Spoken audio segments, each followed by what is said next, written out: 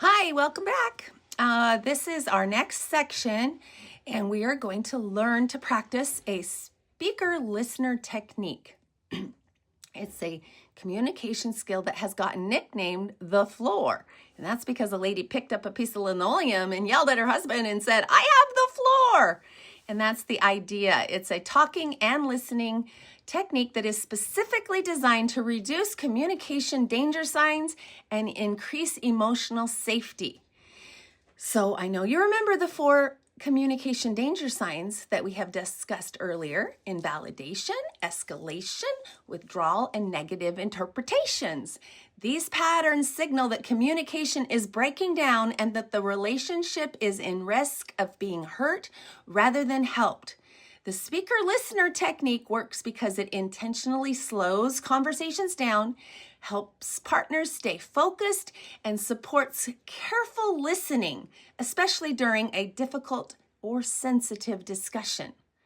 When couples use this technique, they are more likely to talk respectively, feel understood, and walk away with greater emotional safety, rather than conversations spiraling out of control and escalating, where we invalidate each other and then somebody is withdrawing and somebody is pursuing.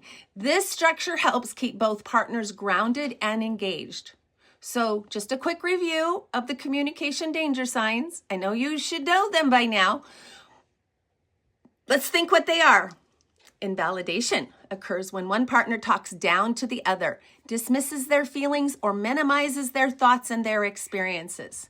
Escalation is where the pattern begins to happen, where a smaller issue grows into a bigger conflict, which is fueled by raised voices, intensity, harsh words, and often even F-bombs. Withdrawal happens when one person shuts down, disengages, and refuses to stay in the conversation, causing the other person to pursue. Negative assumptions or interpretations involve assuming the worst about your partner's motives, intentions, or character, even when that is not their intention. It's putting that negative belief on top of them.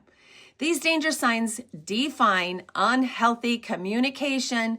And remember our road illustration and a great big pothole. When they show up, real connection becomes difficult and relational damage often follows, just like a car hitting a big old bump. So what does good communication look like? That's the question. So if those patterns describe poor communication, what defines good communication? I want you to think about a time when you communicated very well with someone that you enjoyed talking with, possibly your partner, a close friend, or a family member. It may have been a conversation where you felt deeply understood and emotionally connected afterwards. Reflect on that experience and consider what made it work. What were the ingredients that allowed that conversation to go well? So stop a second, take a moment with each other, and write down those elements. Okay, so you're back. Hopefully you paused. And then now what I want you to consider is a very important question. Is good communication only possible when 2 people agree? Well, if that were the case, then my husband and I would never have good communication because we often disagree.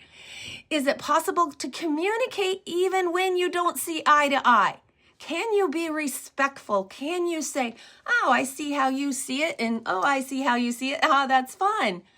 Reflect on positive communication experiences. They often look like maintaining eye contact, allowing each person to finish their thoughts, avoiding insults, staying engaged, and genuinely listening.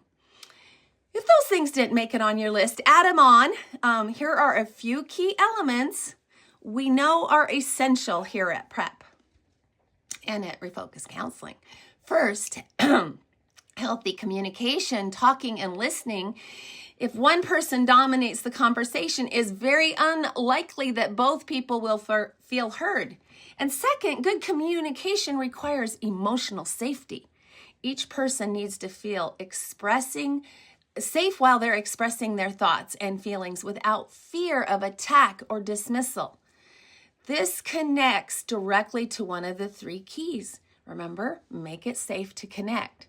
And third, each person must do their part by communicating respectfully and speaking from their own perspective using I statements and managing emotions rather than letting them take over. That's that personal responsibility thing.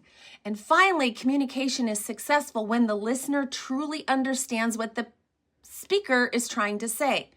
When a message is sent accurately and received accurately, real communication has occurred, something that is surprisingly rare during emotionally charged conversations. So again, the question, do we have to agree to communicate well? And the answer is no. If you look at the ingredients of good communication, agreement is not required. Couples can disagree and still communicate effectively. Good communication does not mean coming to the same conclusion.